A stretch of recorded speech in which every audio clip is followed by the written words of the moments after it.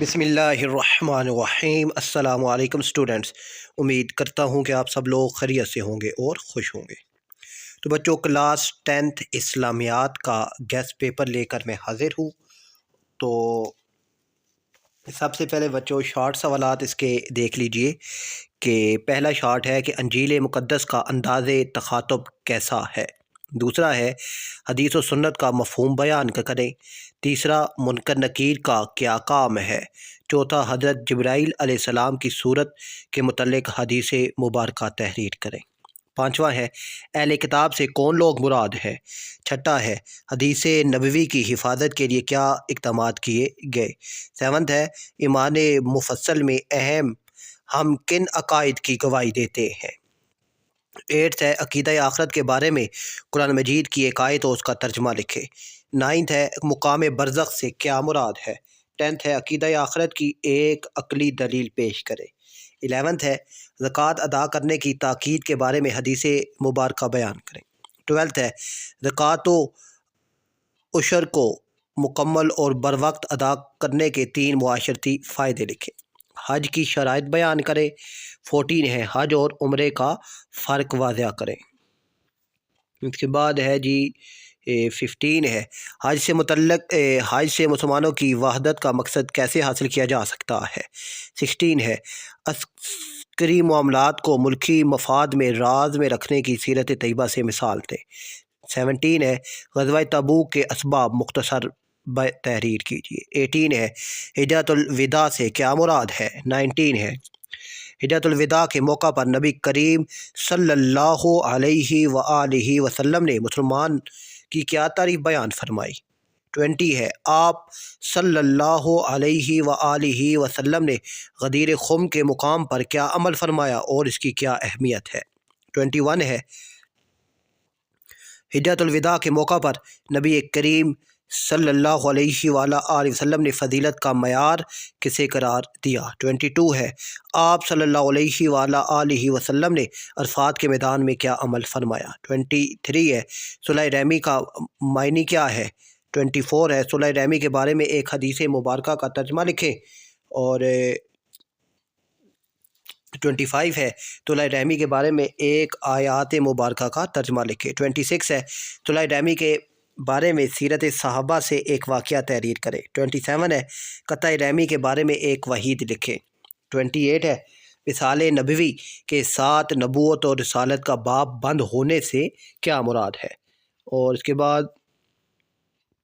ہے 29 ہے خطبہ حجۃ الوداع میں آپ صلی اللہ علیہ وآلہ وسلم نے اگلے سال کے بارے میں کیا ارشاد فرمایا۔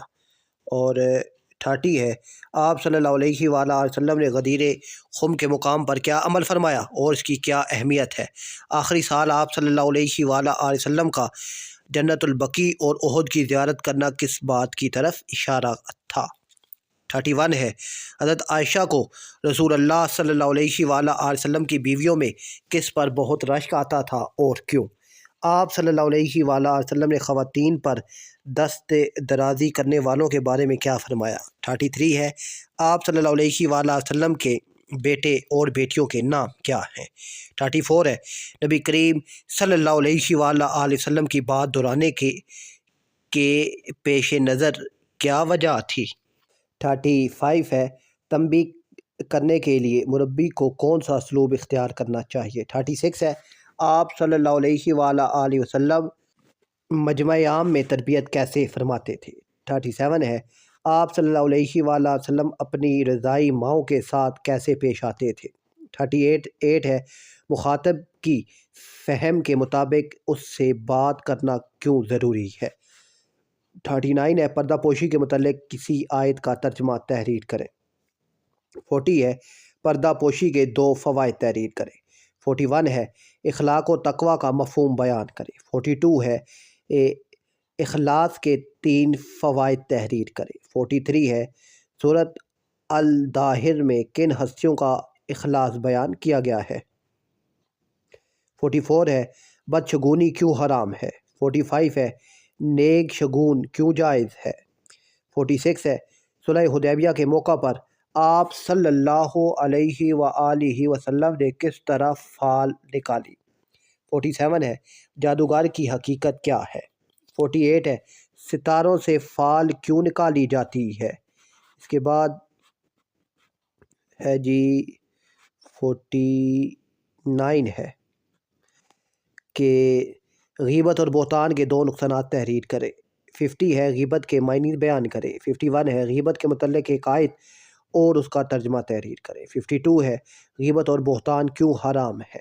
54 ہے جہاد کا اصطلاحی معنی بیان کرے۔ 55 ہے جہاد فی السیف کی اجازت کب اور کیوں دی گئی۔